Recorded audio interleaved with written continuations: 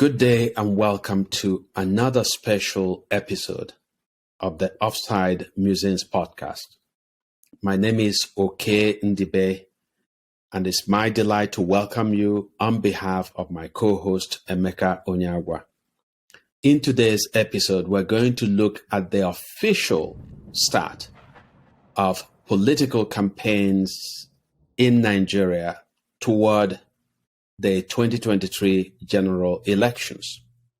As you all know, Nigeria is on the cusp of electing a government and a president to succeed President Muhammadu Buhari's administration. That administration has overseen the absolute bringing of a country to the edge of disaster. So the question is, what are the prospects for a successful election in 2023? And what are indeed the prospects for the continued existence of Nigeria as a corporate unit beyond 2023? I welcome you to today's episode.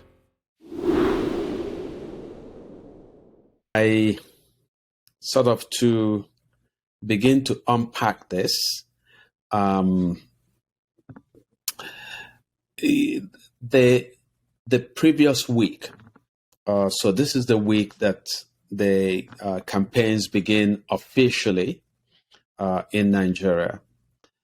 But you and I were monitoring political developments over the last week. And rather interesting trends. The fact that you look at the PDP, the People's Democratic Party, that the party is still very much embroiled in internal fissures occasioned by the continued insurgency by the current Rivers State Governor, Nyesom Wike, who has been serving notice of his willingness to play spoiler against the party's presidential candidate, former Vice President Atiku Abubakar, unless his conditions were met. And one of those conditions is that he wants the current national chairman of the PDP to step down. And of course, he's not happy with the way that the primaries were conducted, how he was outwitted by Atiku in what was essentially a game of bribery of delegates. We look at the candidate of the ruling party, the All Progressives Congress, former Governor Ahmed Bola Tinubu. And again, this past week, the party constituted a rather huge body to oversee the party's campaigns for the presidency.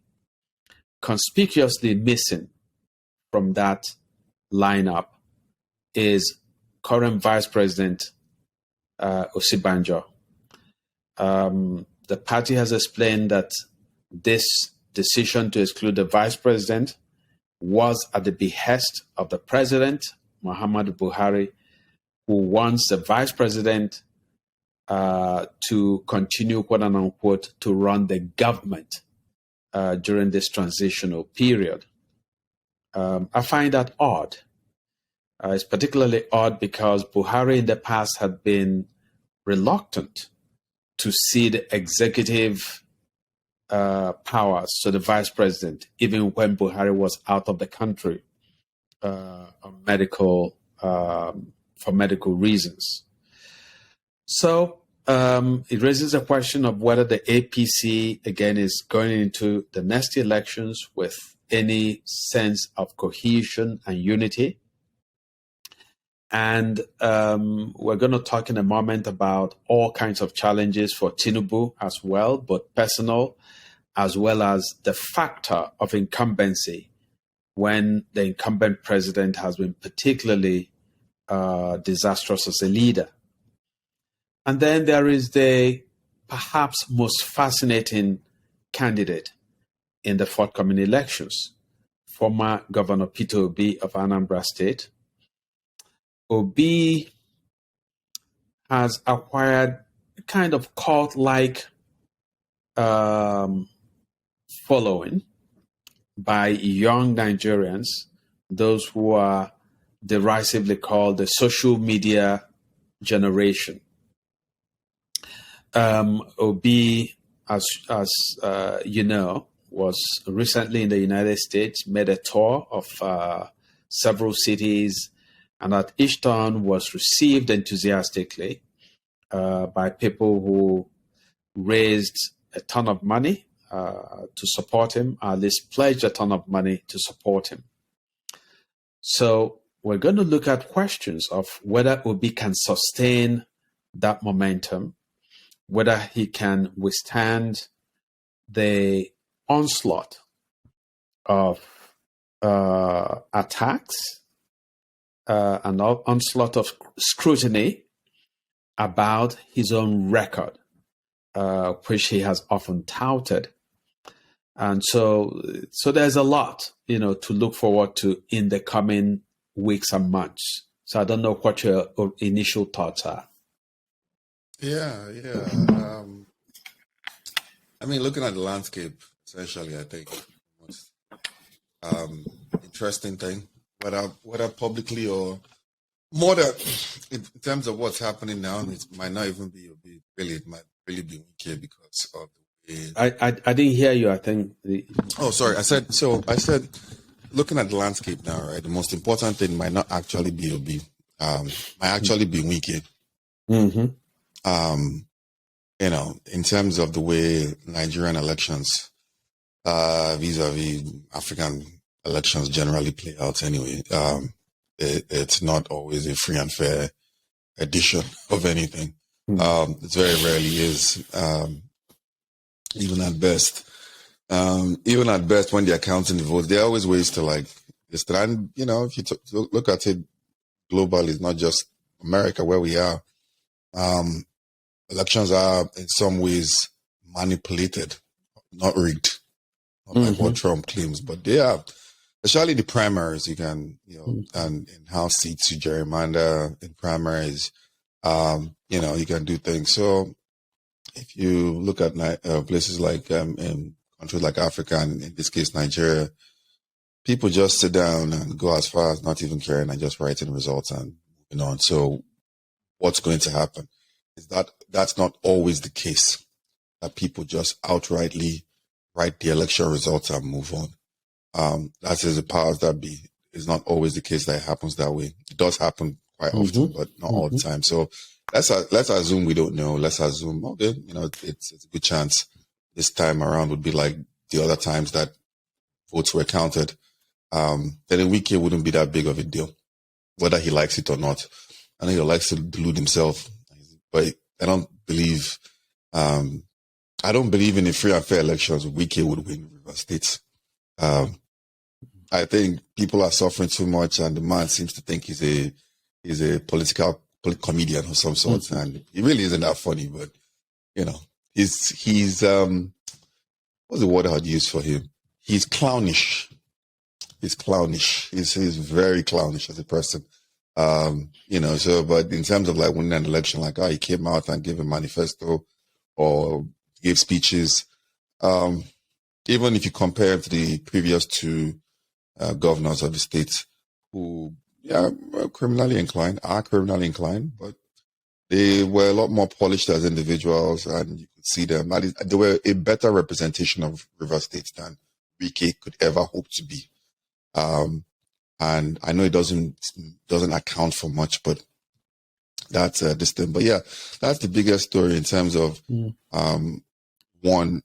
If Wike is that big a deal at the elections, are they going to be real elections to start with? And in some cases, is it possible that they can actually have elections in some parts of the country? Because I would put anything I have there in some parts of the country, there's just no chance at this point. I mean, in some parts of the country, you can't even have elections. You and I, a couple of weeks ago, did examine the just absolute banditry in Zamfara State, in parts of Katsina States, in Yobe, Adamawa, Borno. So these are areas where terrorist groups really have near absolute sway. And so there is no question that in lots and lots of territories in Nigeria, elections are not going to be feasible at all. And this is sort of part of why I have, and in a sense you also have, called for a different arrangement where different sectors of Nigeria would come together to choose the best in their areas to begin to reimagine and reformulate Nigeria, and to establish whether we have the will, the volition to continue to stay as a country. And if we do, to begin from the ground up to build a semblance of civic society, which we don't have. Almost every important structure of the state in Nigeria is in disarray, whether it's the police or the customs or medical care or the educational sector or the bureaucracy.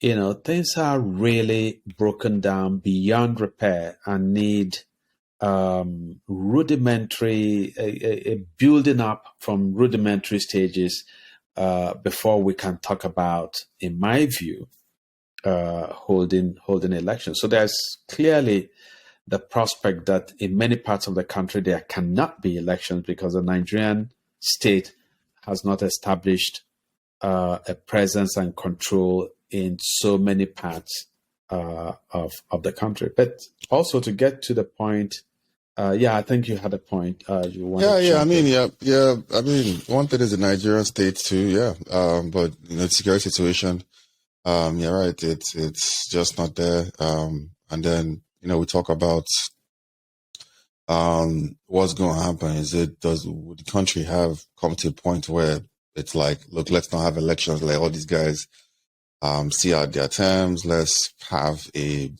those kind of things. Are they historically peaceful? Is it going to be peaceful? Very unlikely that would be the case. Possible, but very unlikely. I wouldn't hold my breath and be like, people are just going to come to their senses, especially in Nigeria in this era.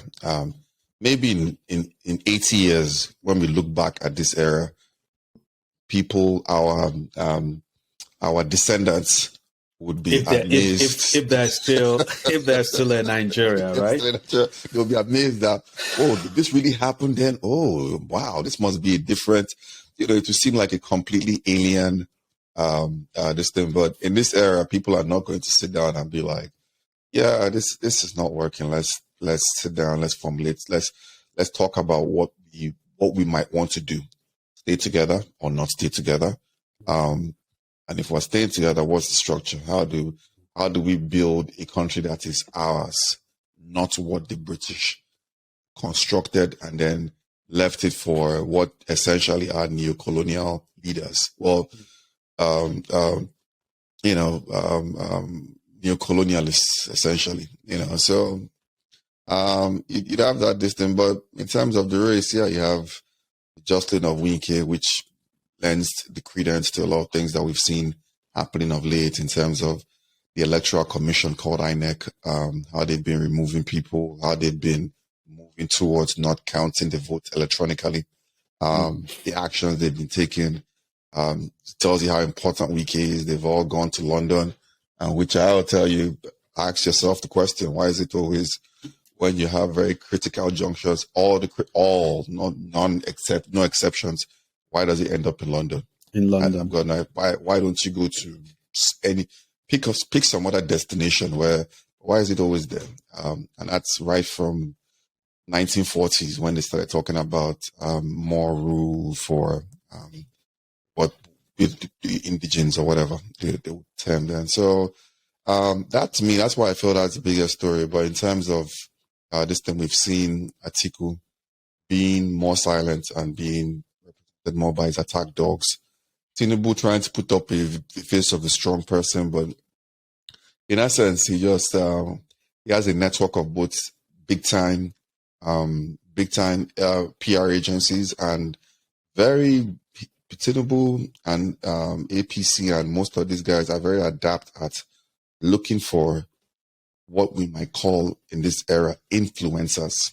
Looking for influencers in every sphere. Like I used to be on Clubhouse, I would see a whole bunch of people who I would put anything I have, even including my own personal life, that they were getting paid monthly by the campaign, the way they were going about their business. A lot of them don't even live in Nigeria. A lot of them live this thing. So they have their tentacles. They understand public perception.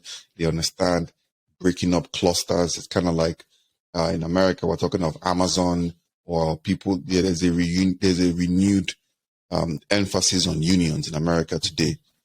Thankfully, in my opinion, I don't know, why. Well, I know why it was a misconception, but the big corporations have also renewed this thing in getting the union busting lawyers, and they go into places and decluster anything, even to the point that Amazon bans the word union in their building, bans clustering even inside the restrooms of any sort. So that's similar to that. That's akin, if you can look at it, if you can see that analogy to the way Tinubu campaign and even to some degree the Atiku campaign operates. They are looking for every area where there might be a cluster of negative distinct. They don't control the state, so they can't use state force, especially with Atiku. But with Tinubu, even though he's from the ruling party, he doesn't control the state. But they understand the thoughts and the distance of opinions. And especially in this day and age, so they have their people, and if you cluster and you're like, they have their people, they will come in there, they are stout defenders, and again, a lot of them don't even live in Nigeria. And call names, but there's no point just giving them the free advert. Sure. So, but yeah. Well, they I think that would benefit from maybe taking each candidate in turn and looking at the candidate's prospects as well as sort of the negatives. So if we start with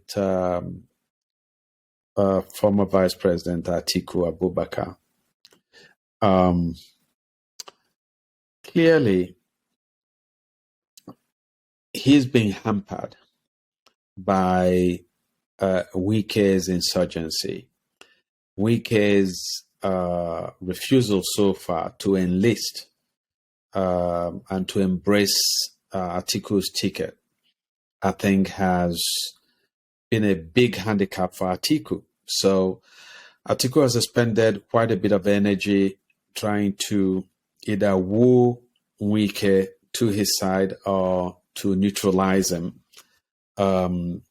I think that Wike has proved particularly impossible to tame. Okay.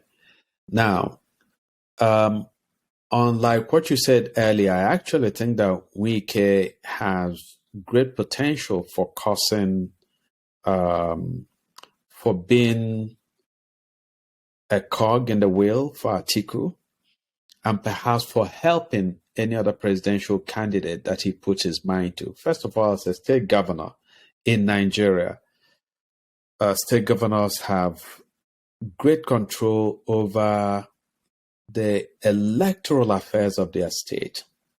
They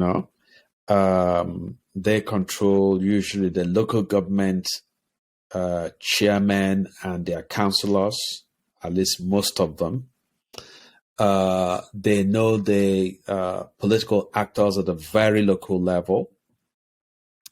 they have a sense of all the technologies of rigging that are possible within their state.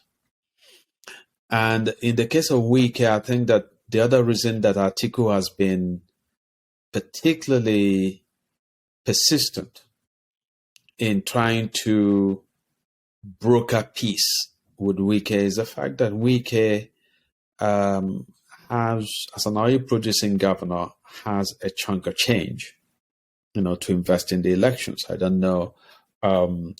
Atiku is a massively wealthy man, but the kind of campaign that we're coming into with Tinubu, who is also massively wealthy and has Lagos State resources to count on, and Lagos State is very, very wealthy.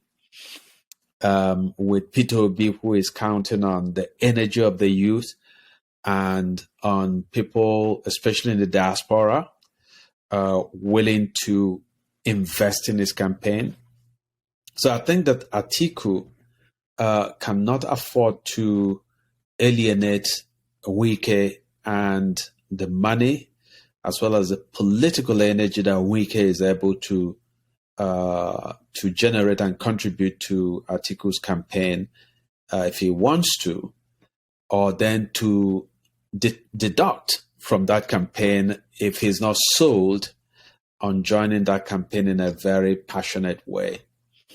Now, Atiku, what goes for him is that Atiku is the one politician, I think, who has the sort of the most, the deepest track in terms of allegiances or in terms of connections with quote unquote professional politicians in the Nigerian space, right? So Atiku has political associates, people who are his friends, who have liked him over the years, either because he's dispensed one political favor or one economic favor or another in the past to these people. So ex-governors, current governors who have been in his orbit, But the negatives for him, I think, are quite considerable. The fact that Atiku is associated with the massive corruption that took place during Obasanjo's administration. And of course, Obasanjo is implicated. Obasanjo likes to point to Atiku as the exemplar of corruption. And we all know that Obasanjo participated in this corruption, that Obasanjo enabled corruption and shielded corrupt elements during his presidency.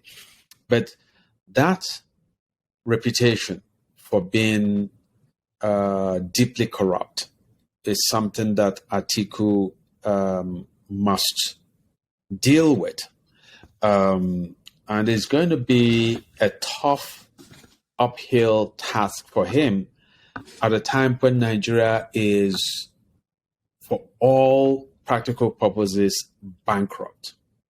So somebody who is associated with just enriching himself at the expense of the country is not going to sell well, especially to young people who form potentially the broadest demographic for the election, and who are simply tired because they've come to a place of being crushed under the current economic circumstances of the country. And as you and I have been talking about, the Ukraine war and the pandemic have occasioned even deeper socioeconomic crisis in Nigeria, as well as throughout Africa, and what's called with all kinds of unease, the third world.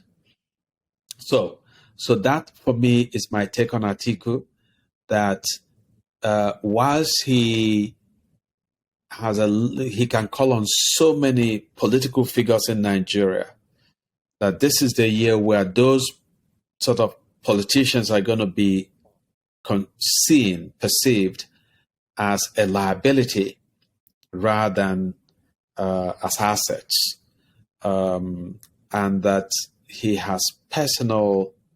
And of course, the other thing is he going to be able to come up with a vision for reversing the country's economic slide, for ending the country's pervasive violence and terrorism and insecurity? And is he even going to be taken seriously if he talks about controlling corruption? So I don't know what you take on Tinubu, on Atiku Abubakar is before we get to Tinubu. Yeah, I think Atiku's case is simple. He's appealing to what is the northern sentiment, what we can term the northern sentiments. Now, you're not Nigerian, or if you're Nigerian and you probably don't understand, which is most people, probably 90%. The coining of the northern sentiment started prior to independence, right? Prior to all the civil unrest, all the distance in the late 1940s. And it was essentially supposedly, which is very funny, supposedly coined by the Ahmadu Bellos of the world, who was a very tribalistic. In my own view, I always, if you have it, I always say tribalism and racism are pretty much the same thing, or sister and brother, siblings. But the same thing in my opinion. It's very tribal, and it's not my opinion. If you go there, famous videos of Ahmadu Bello, the Sardana, and this thing is there. But they believed in talking about the North as one entity, which is the most bizarre thing. We talked about documentary Bandits of Zamfara a couple of weeks ago. And that's just the beginning, the amount of ethnic groups there who have been at war with the Fulanis, who survived the Fulanis in some cases, like I think Zungus, Kebi, and a whole bunch of definitely the Kanuris in Borno and other places, and who ended up being subjugated by the British. In fact, Kanuris really by the French, and then handed over to the British in the back and forth with the French over territorial integrity, with part of which included vanquishing the armies in Dahomey, as they should have, because those armies were very terrible on their own rights, by the way. But you end up with all these groups within one entity, and then you call them this thing, and then you can't keep them together because people don't understand how much they don't want to be together.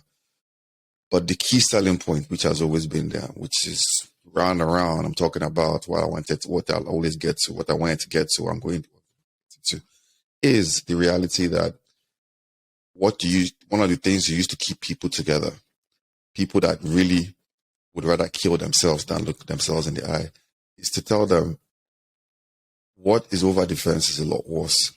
And in effect, what is over defense is the Southerners.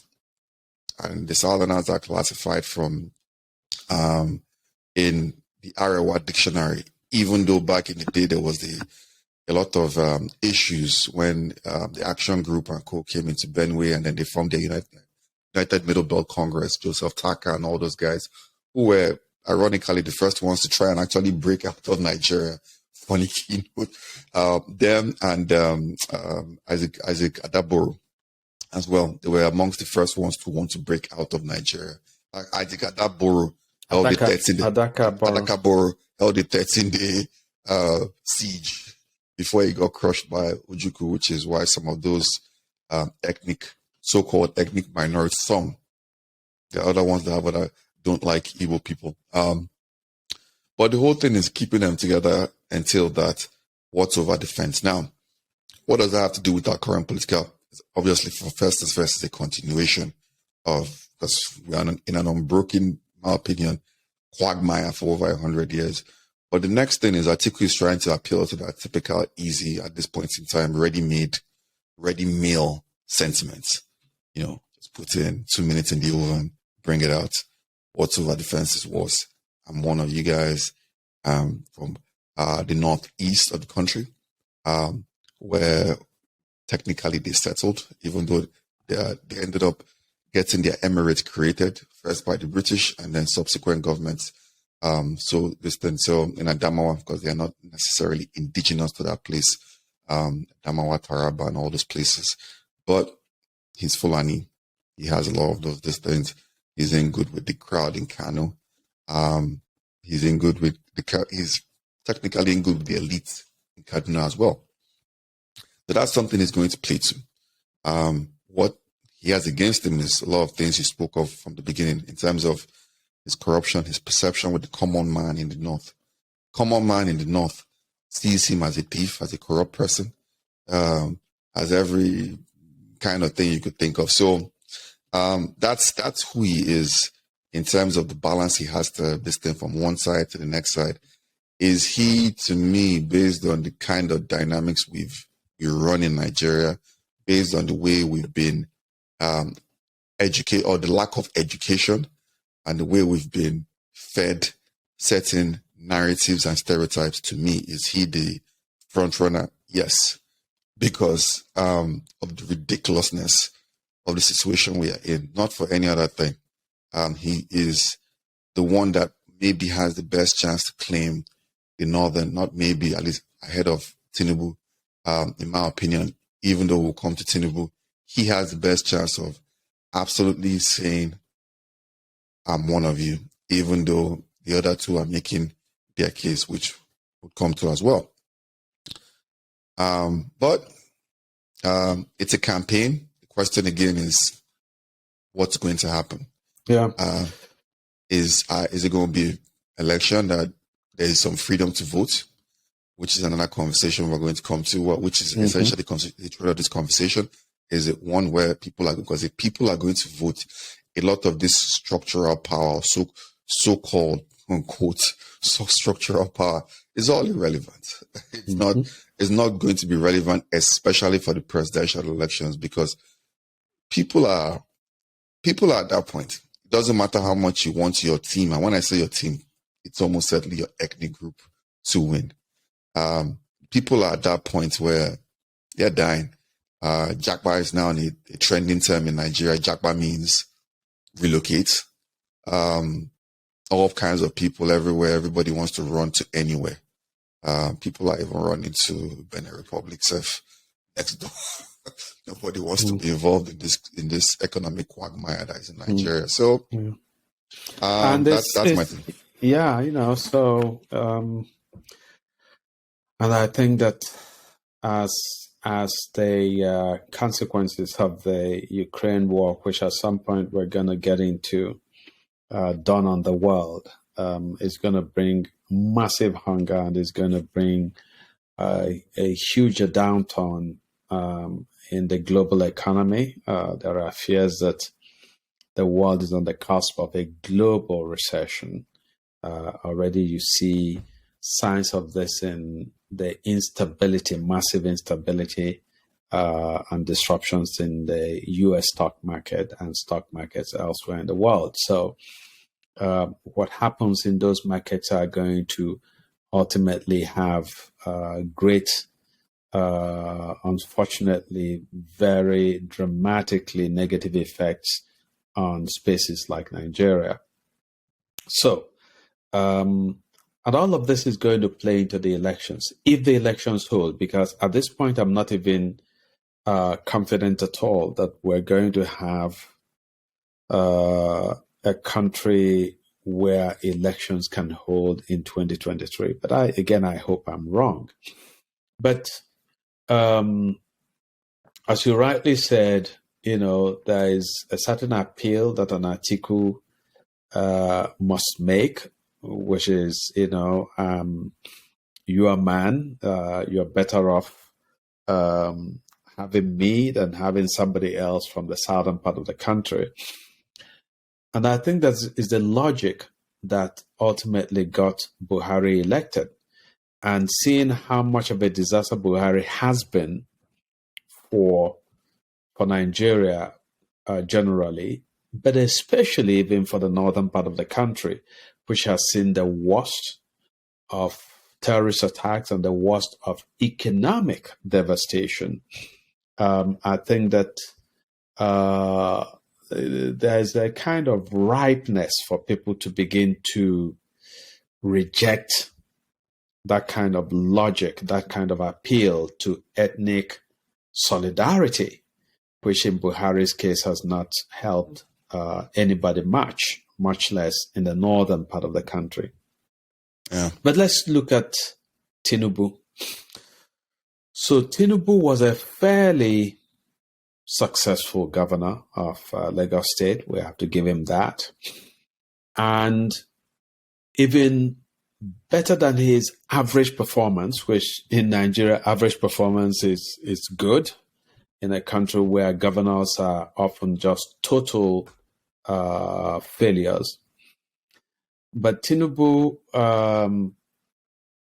sort of in putting Fashola as his successor.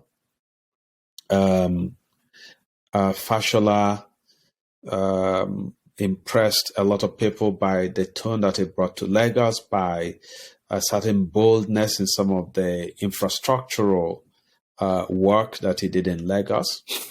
But then Tinubu began, once he left office, turned himself into a profiteer from the state that he governed,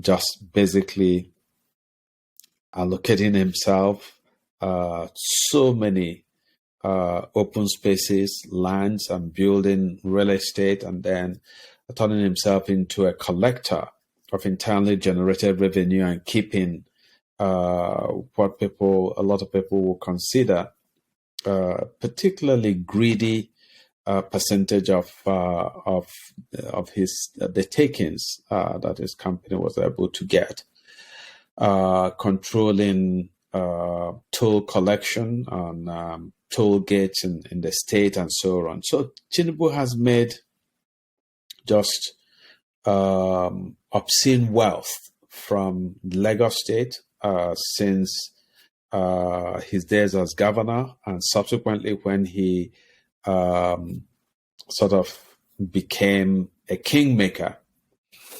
But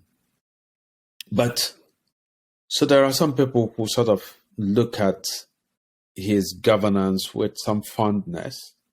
There are some people who give him credit for putting in some fairly good choices as his successors.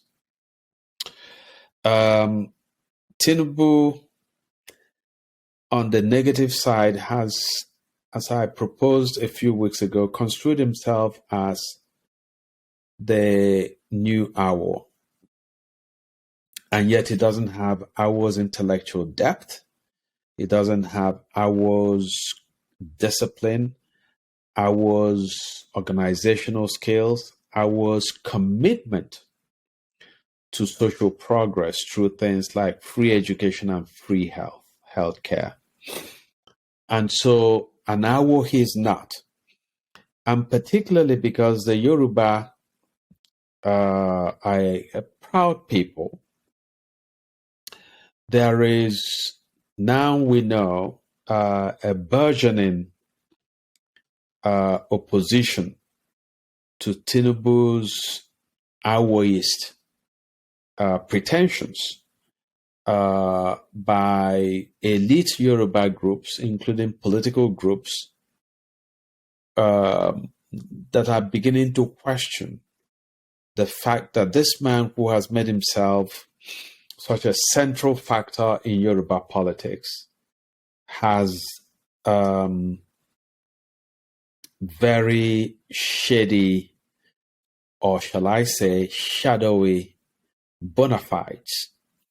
The fact that nobody knows Tinubu's real name, Tinubu's parents, where Tinubu went to school, where Tinubu was born, and so on and so forth, is beginning to give pause to some Yoruba elite. So the other issue is that Tinubu is clearly frail of health. It's going to be difficult, given Nigeria's history with Abacha, who was ailing and ultimately died in office, with Umaru Musa Yar'Adua, who spent much of his one term as president in hospitals abroad and couldn't run a country, with Buhari, who spent a good portion of his first term in office, again, receiving treatment for some undisclosed ailment in hospitals abroad. So the whole question of a country like Nigeria, which has profound problems, being entrusted to the care, to the management of a selection of a number of men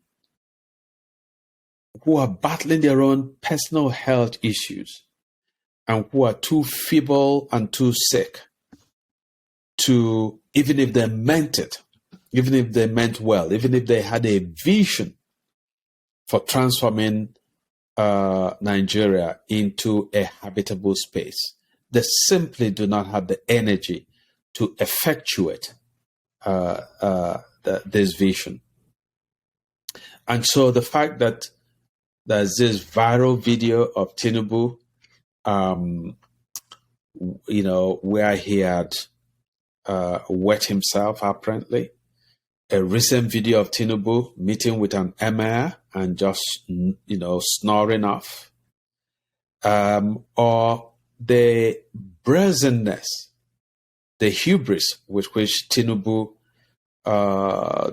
declared that it was his turn to run Nigeria. So it's almost as if Nigerians owe him this turn, are just sleeping through 4 years in office, or perhaps even 8.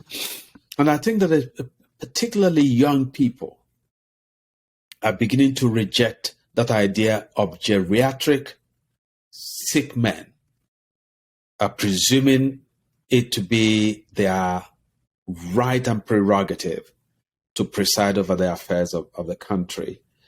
And the fact that there was this opulent and altogether appalling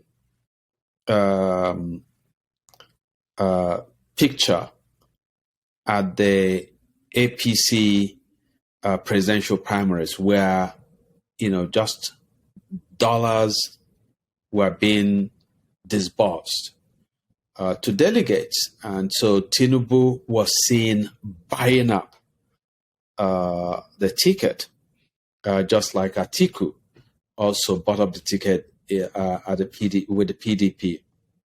And I think that ultimately, perhaps the most potentially powerful factor against Tinubu is the fact that Tinubu is associated with putting Buhari in office. And he himself has boasted that other people had tried, Buhari had tried with a bunch of Igbo enablers and could not make it, and that it took him to get him over the finish line and to secure the presidency for him.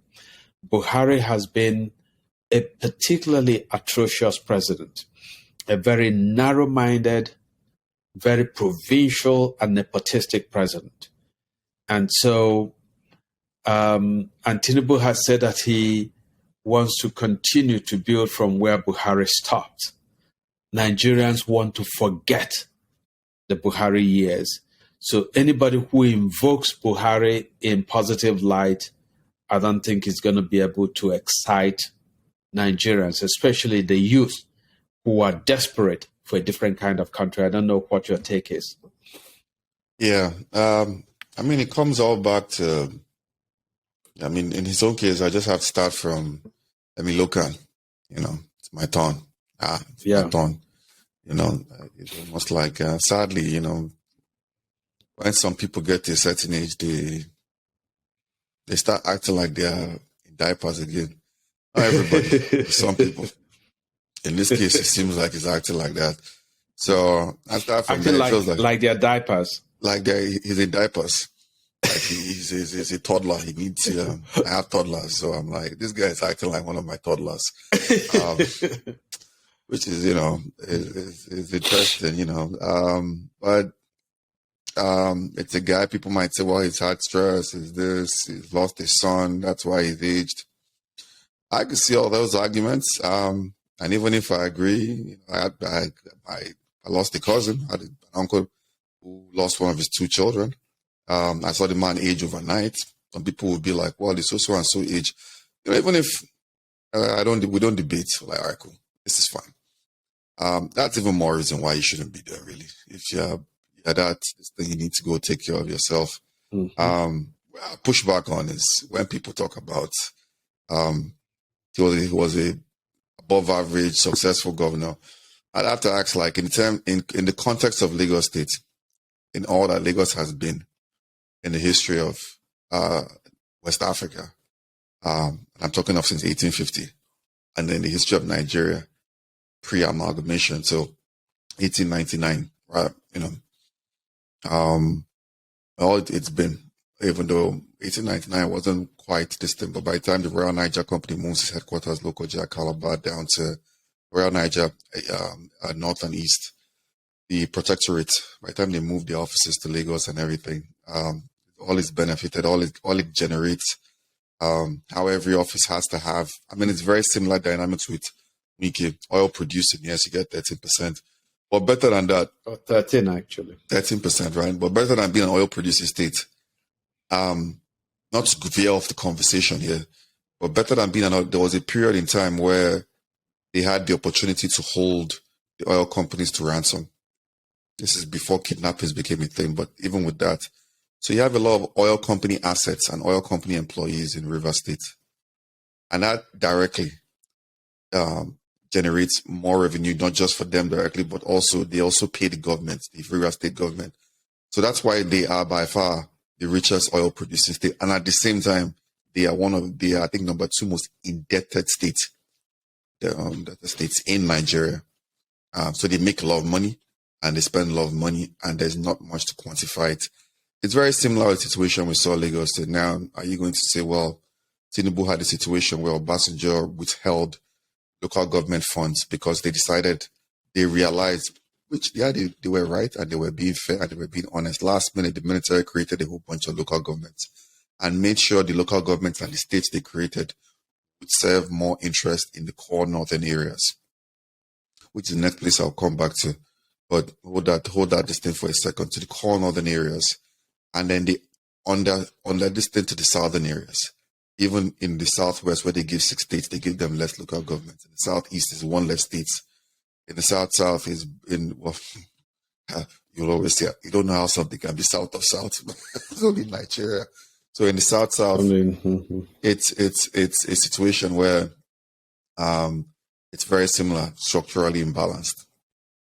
Tinubu they came in, they weren't happy, they created more local government development areas from 20 to 57, which wasn't even close to what they should have. If Kano had, I think, or still has, I think, 55 or something like that. And he got their funds withheld. He did quite a bit with or without the distance. But the question I would always ask the people is, what's the metric for success? You have a guy who barely did anything to Malpi. He did some, moved a little bit. Lagos. If you don't get Lagos moving, there'll be problems. But he did his bare minimum. You tell the story of a lot of these guys and their actions, But to me, he did the bare minimum in Lagos. And he structured himself not just to be profiteering. I would even use the word profiteering. He structured himself to be the landlord of Lagos. He's the landlord that distributes to his network of thugs, street urchins, whatever you want to call them, and whoever, MC Musili, all these guys are all Lasma. This is what they now term. They now took thugs and gave them uniforms and gave them different names. And the main aim was to make sure they had money in their accounts during the non-election period. And then when election period comes, all these so-called thugs, NWTR, this thing, the National Union of Road Transport Workers, as their official name, or the LASMA people, will all be activated to achieve the ends of always carrying the state. That's why Obasanjo could never carry the state, because, like it or not, Tinubu doesn't just have his own private police in Lagos. He has his own private army, well-armed army. So Obasanjo couldn't rig the state, even though he tried to rig everywhere else. It's near impossible.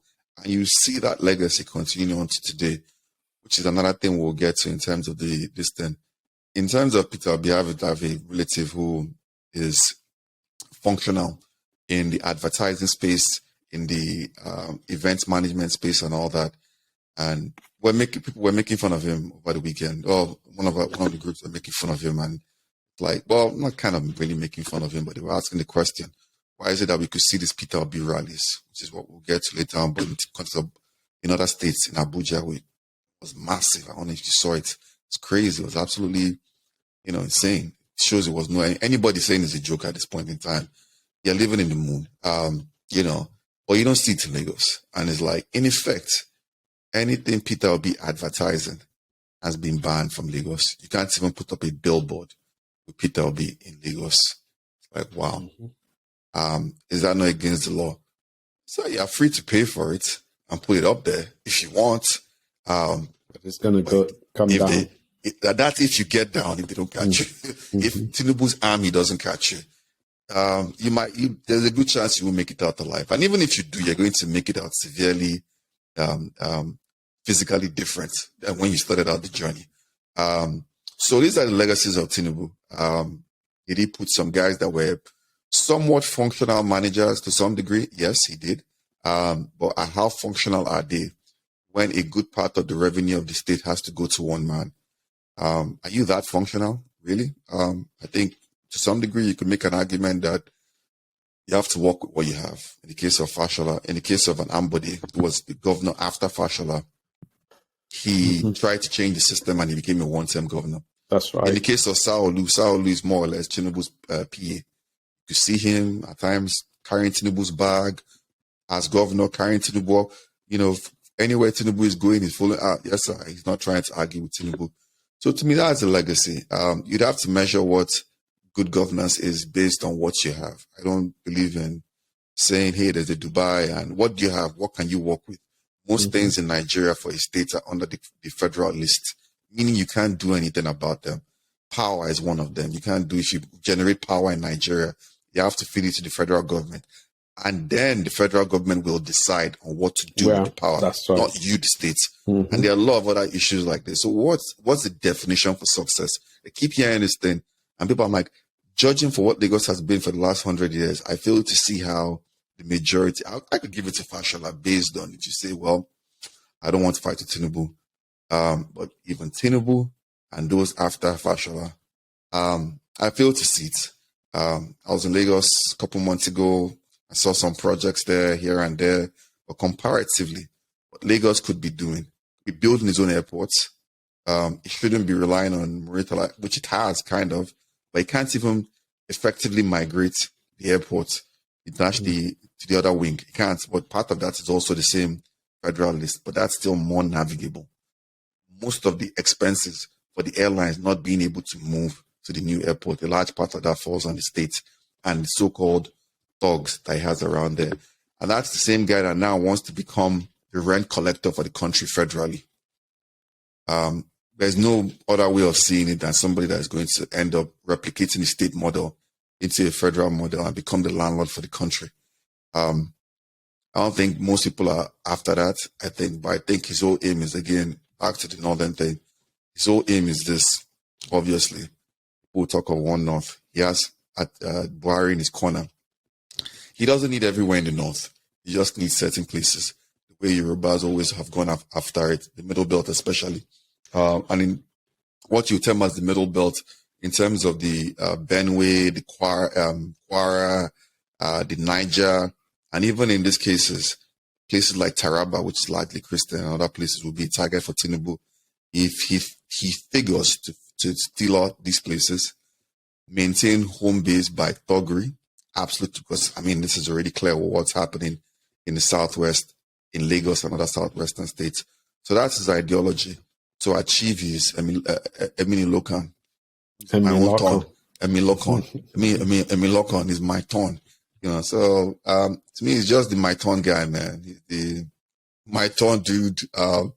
He feels there's a sense of entitlement with nothing else to offer.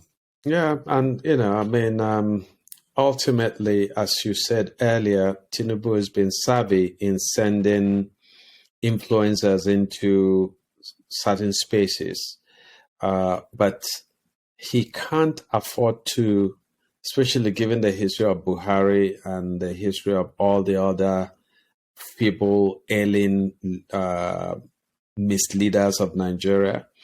Nigerians are particularly, I suspect, sensitive to the idea of having another president who can't get up easily from bed in the morning and who needs to be fortified by medicine and steroids and so on, even to operate at a minimal level.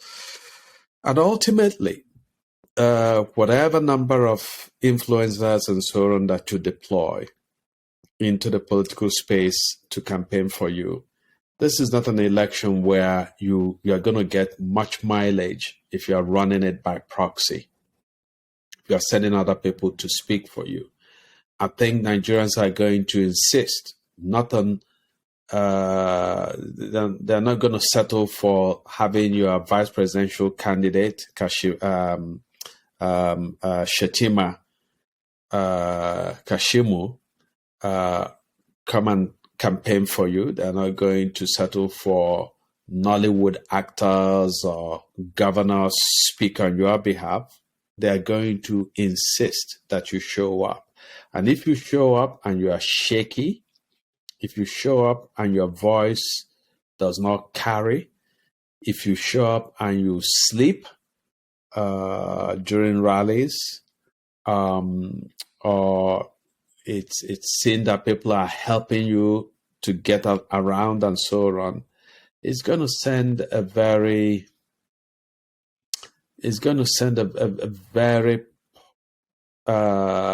strong message to Nigerians that this is not the direction they want to go in. Okay. Yeah. And let's come finally to Peter Obi. You and I know that Peter Obi and I have had major battles in the past. I admired the tenacity with which he pursued the governorship, his governorship, which was originally stolen by the PDP through Ngige, who became the imposter governor for almost 3 years of what should have been Obi's original tenure. I also admire the precedents that he set in the Supreme Court, which ruled that a governor's tenure began for the full term on the day that a governor was sworn in. So Peter Obi, even though he was rigged out and Ngige served 3 years approximately of his term, Obi was able to then spend 4 years in office as his first term, and then won re-election. I was critical of Obi for what I saw as his inflexibility as governor. That at a time when governors in Anambra State were on strike, asking for what was incidentally a minimal... Doctors, right? Doctors, yes. Yeah. What did I say? I thought you said governors, but... Okay, when doctors were on strike, yeah, it's possible that I said governors, yeah. Excuse me. So, when doctors were on strike in Anambra State, asking for some improvement in their financial package, the fact that Obi let that strike linger for so long, for me, was a discredit to his political instincts, and also to, you can't be the governor of a people who are poor, who have inadequate access to medical care, and being different to the fact that government-employed doctors are on strike, and therefore so many indigent people in your state will now be forced to go to private hospitals to pay money that they don't have in order to get health care. I mean, healthcare does not go into abeyance because doctors are on strike. People fall sick all the same. So I think, I was very, very critical of him for doing that. I was critical of him again when he began to fraternize with somebody that I consider politically, who should be a political pariah, Chuman Zeribe. The fact that Obi at some point supported Chuman Zeribe's senatorial bid was something that I was very critical of. And he and his administration lied against me, claimed that I had insulted some political and clerical figures and the Obi furniture and so on, which never happened. And so I wrote one of my most fiery columns, calling him and his spokesperson merchants of lies. And I don't withdraw at all. I'm not backing up from that criticism. It was deserved. And my hope is that Obi has learned from his mistakes, but clearly he made many mistakes as governor of Anambra State. Ultimately, Obi is celebrated by people because of the fact that he left. He practically took no loans when he was governor, and he left a substantial sum for his successor. He could have done more in terms of infrastructural development in Anambra State, by the way. Oka remained an eyesore at the end of his term as governor. But he did invest in education, and he did transform the schools in the state so that kids from secondary schools in Anambra State became basically the top students in Nigeria by so many different measurements.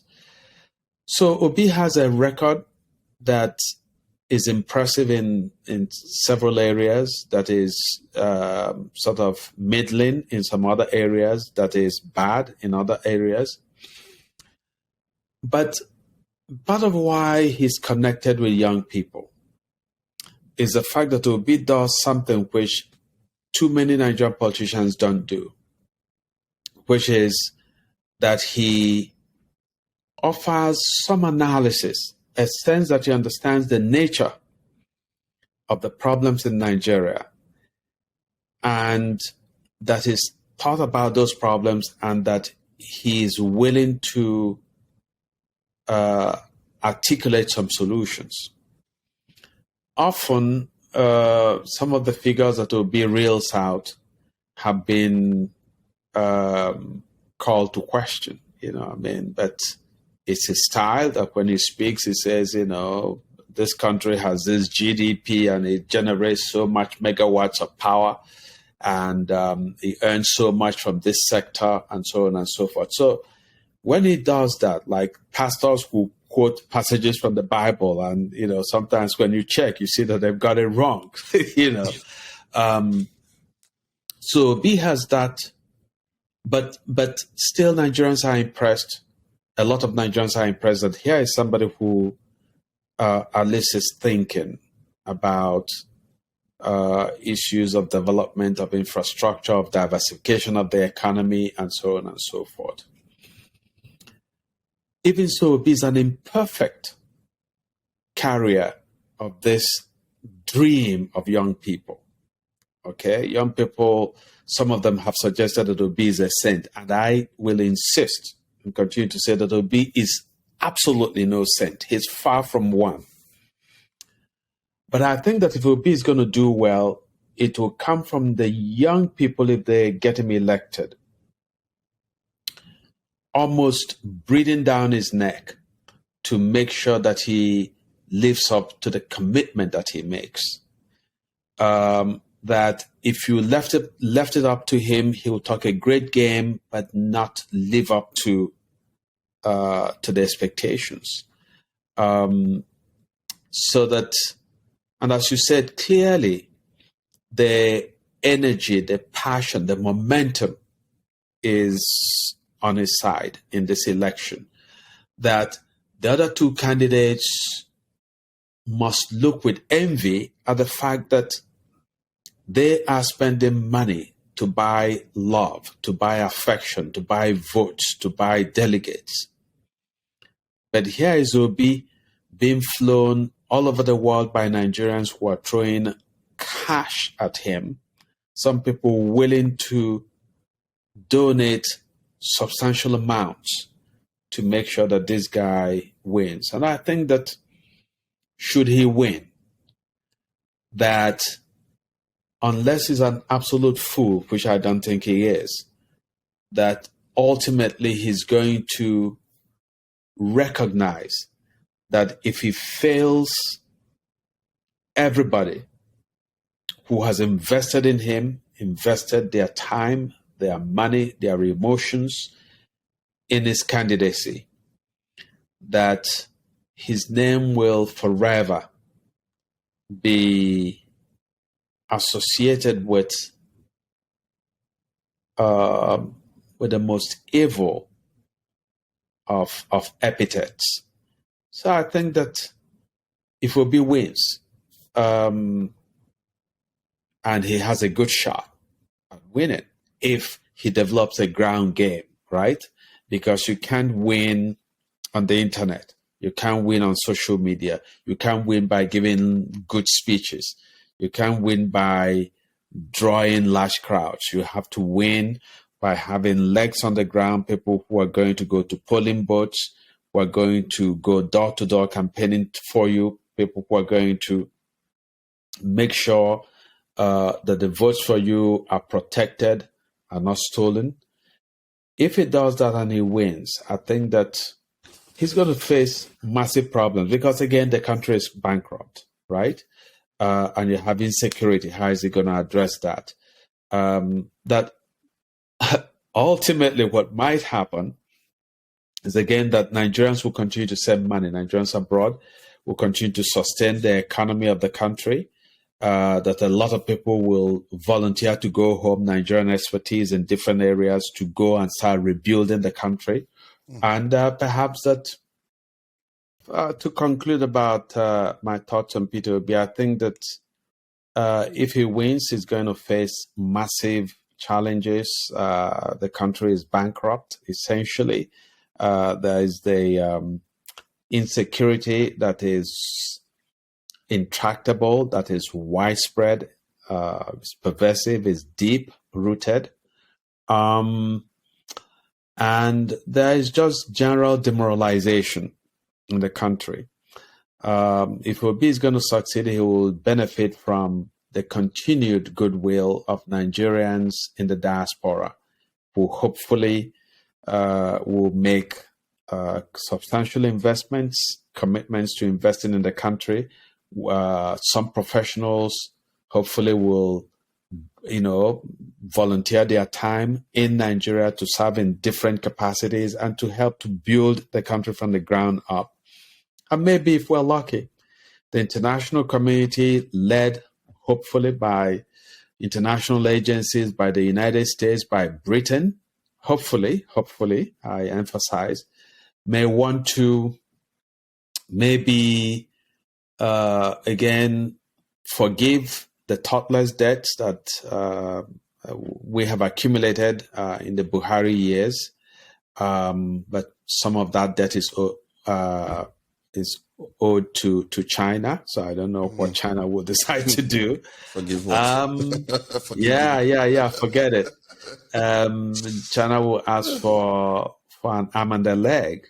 But hopefully there'll be some forgiveness, debt forgiveness. There'll be some infusion of developmental capital into the country to give Nigeria a shot at starting all over, and so on. So that's sort of my final thoughts on Obi as a candidate, who clearly, as I said, is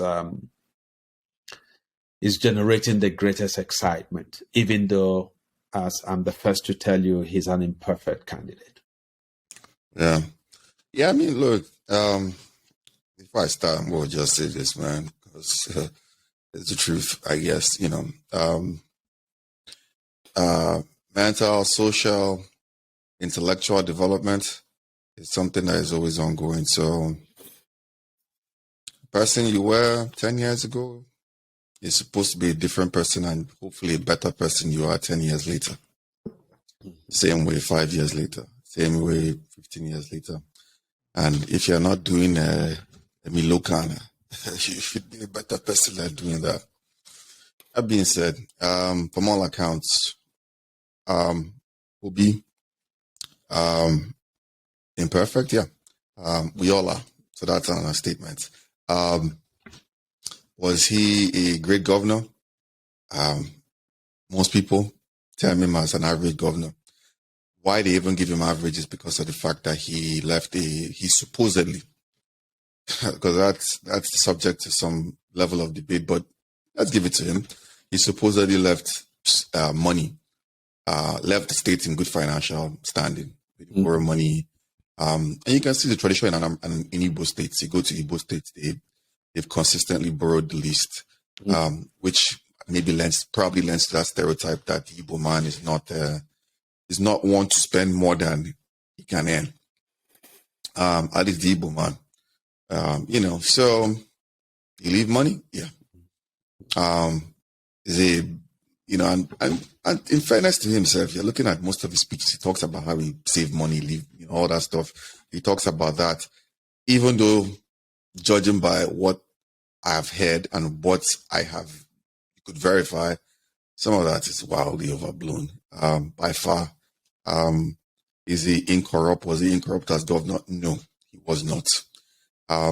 Is he a better candidate than anybody that ran this time around? Even Oshubanjo, in my opinion. I think so. I know people would say, but I could measure those metrics, but in terms of all the people that ran, or at least all the major guys that ran, let's not go to the minor people as well. I don't mean minor, no human being is technically minor, just as your candidacy. Obi was way better than, you could say, the top 7 of the people that ran. Let's just limited to the top 7, right? And what endeared him to, what has now endeared him to people is one of the stories he tells about, because people are tired of reading these figures, how Tinubu is the landlord of Lagos, and how Atiku has become the landlord of some sectors in Nigeria, and all these guys now want to create their kingdoms and coronate their children for the rest of their lives because their kids don't even live there and all, So people are endeared to Obi for that. People are also endeared to Obi because the guy that didn't run for office before, he ran for governor. He wasn't even polling that great. It was even at a point in time, it was Tojuku that comes in and talks up his candidacy, which you still see Bianca talking up his candidacy even till now. And what also endeared him to people is that in a very corrupt environment like Nigeria, after you've taken the resources of the people and the state and used it for your own personal use, and you serve for 8 years as a governor, you typically end up going to serve in the Senate or going to become a minister. That's the standard. That's the gold star, or putting your spouse. For those that will say, well, I didn't go, but my spouse, your spouse, putting your spouse there, that's the standard. Tinubu has done it. Obianyo that's going out is trying to do with his wife. Almost everybody has done that. Obi didn't do that. He left and went home. So, in a way, it also lends credence to that distance, even when you see his imperfectionalities. Man, still served 8 years, whatever is imperfect. And trust me, I believe you've said so. All the columns you wrote about you stand by them. And there are quite a few. You go read them. They're all true. There are quite a few.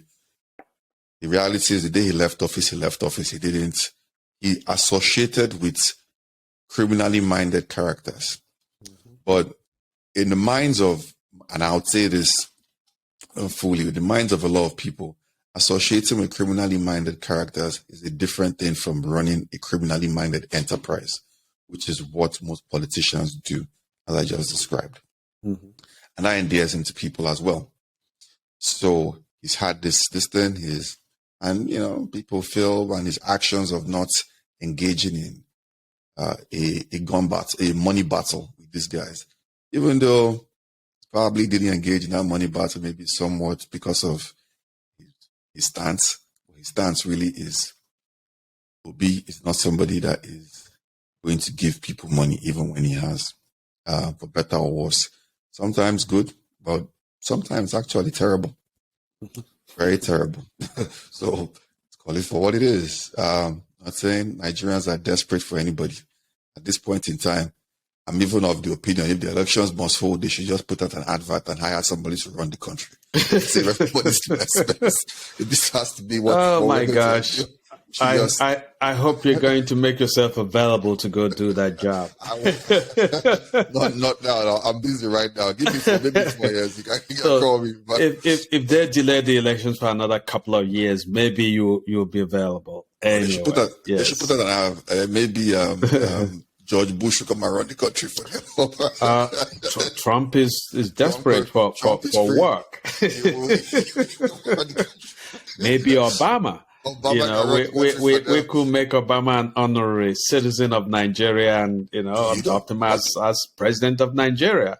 That way he'll just tell Biden, all this money you are sending to Ukraine, send half of it my way in Nigeria. Hey, we'll be in business. Anyway, so it's been such I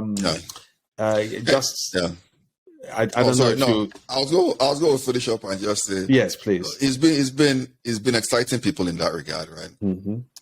In terms of this thing, but at the end of the day, his parts to what they are thinking of what they are probably thinking of, or what they should be thinking of at this point in time, is to maximize the amount of turnout they could have.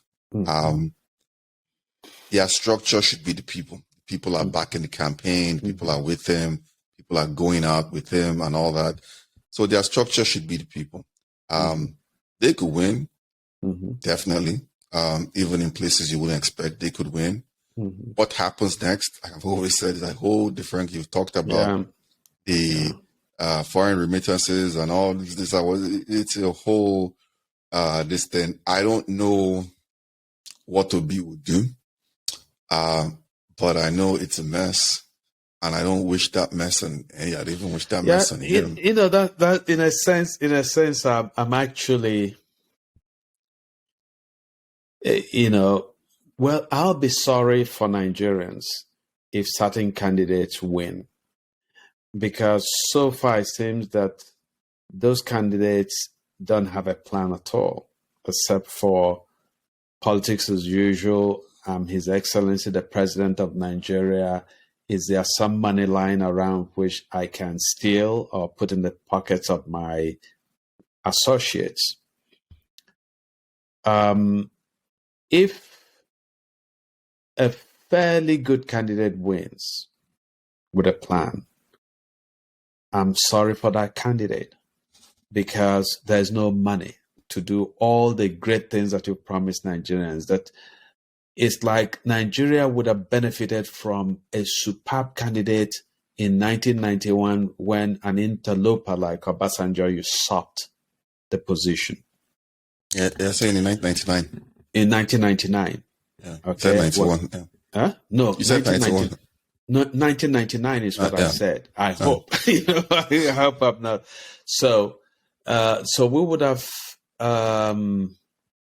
benefited from a more thoughtful, more visionary, more imaginative leader in 1999 when Nigeria had the resources still, or in the Jonathan years when, again, or even when Buhari took over. Because there was a streak when the oil sector was bringing in some money. Now the country is bankrupt. So we'll see. We'll see what happens. Well, it'll be interesting to see, what I don't like when people tell me about it, I'll tell you, look, it's a big, but like you said, if he goes there, and this is where I want to, he goes there and he's the same guy that ran Anambra. Yeah, bro. You'll be a disaster. I'm saying it now. You'll be an absolute disaster, man. I hope you've grown. I hope you've grown. Yeah, it's going to be problematic. Yeah. The challenges of Anambra are so infinitesimal compared to the challenges of Nigeria. It's going to be tough. It's going to be tough. Yeah. But the thing going for Obi is that if he opens himself up for help, right, that there are Nigerians in every field of endeavor, okay, in science and technology, in finance, in governance, in high tech, in the pharmaceutical industry. There are lots of Nigerians who want a better country, who are going to lend their resources, lend their brain power, sort of come with this wave of enthusiasm to rebuild the country. It's not going to be Obi, but Obi is going to be perhaps the spark that draws all this energy to the country. Anyway, it's a conversation that we can just shall be continued. That can continue to go on with, but we will revisit this. As we said, this is the week. The politicians have been set. They've been on their marks. And so this week, finally, the referee says, go. And so we're going to see how they run the race. And we will come back with you in episode after episode and analyze the developments. We thank you very, very much for joining us. All right. Brilliant.